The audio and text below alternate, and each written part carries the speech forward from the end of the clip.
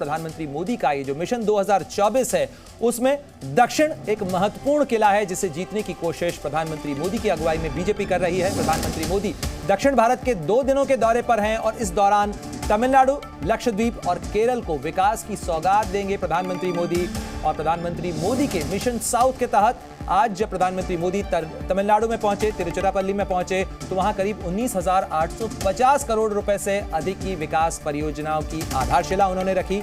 सबसे पहले प्रधानमंत्री ने तिरुचिरापल्ली के भारतीदासन यूनिवर्सिटी के 38वें दीक्षांत समारोह में हिस्सा लिया, छात्रों को संबोधित किया और इस दौरान प्रधानमंत्री मोदी ने कहा कि आप महान ऐतिहासिक नॉलेज का हिस्सा हैं, उस ज्ञान परंपरा का हिस्सा हैं। भारत के विकास के पीछे भारत की यूनिवर्सिटीज, उसके विश्वविद्यालयों के विकास का भी अहम योगदान है और हमारे जो विश्वविद्यालय हैं वो रिकॉर्ड नंबर में ग्लोबल रैंकिंग में पहुंच रहे हैं और यहां बैठे सभी स्नातक, सभी ग्रेजुएट भारत को 2047 तक विकसित देश बनाने में अपनी महत्वपूर्ण भूमिका अदा करेंगे। इसके बाद प्रधानमंत्री मोदी लक्षद्वीप को 1,150 करोड़ रुपए से अधिक की सौगात देंगे। तो ये प्रधानमंत्री का क्या कुछ कार्यक्रम रहने वाला है वो हमने आपको बताया। और दक्षिण का वो मोर्चा जिसे चुनावी लिहाज से भी महत्वपूर्ण माना जा रहा है प्रधानमंत्री मोदी के मिशन 2024 के लिए, और ऐसे में प्रधानमंत्री मोदी पहुंचे हैं तमिलनाडु, लक्षद्वीप और केरल के दौरे पर।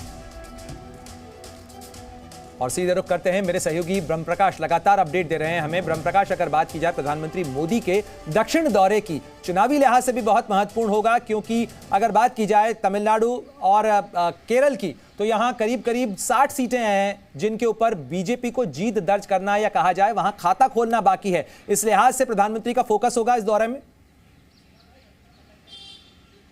बिल्कुल बिल्कुल, देखिए आज प्रधानमंत्री ने तमिलनाडु में 20,000 करोड़ की परियोजनाओं का आरंभ भी किया, शिलान्यास भी किया और इसके बाद केरल और लक्षद्वीप तमाम जगह जाएंगे। देखिए मकसद एक ही है। आप देखिए 2014 के लोकसभा चुनाव में तमिलनाडु से बीजेपी को सिर्फ एक सीट मिली थी, कन्याकुमारी की। इसके बाद पार्टी ज़्यादा अच्छा परफॉर्म नहीं कर पाई है।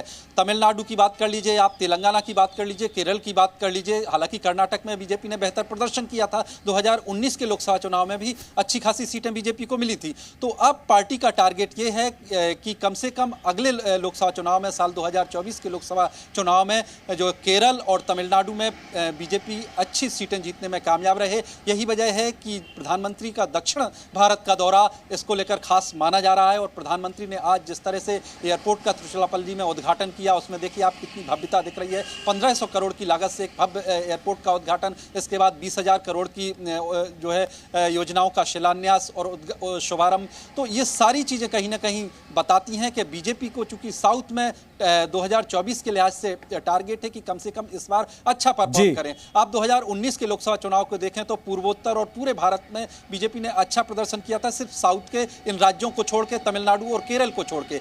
यही वजह है कि प्रधानमंत्री का यह दौरा खास माना जा रहा है 2024 के लोकसभा चुनाव के लिहाज से भी। प्रणय। बिल्कुल ब्रह्म प्रकाश, जिस तरीके से आप भी बता रहे हैं और प्रधानमंत्री के इस दौरे की तस्वीरें भी हम दर्शकों को दिखा रहे हैं कि किस तरीके से दक्षिणा पथ पर प्रधानमंत्री मोदी हैं इस समय। 2024 की चुनावी यात्रा से पहले दक्षिण का यह दौरा महत्वपूर्ण है और इस दक्षिणा पथ के दौरे के साथ प्रधानमंत्री मोदी अपने मतदाताओं से जो चुनावी सीटें हैं उनमें जीत की दक्षिणा भी हासिल करने की कोशिश करेंगे।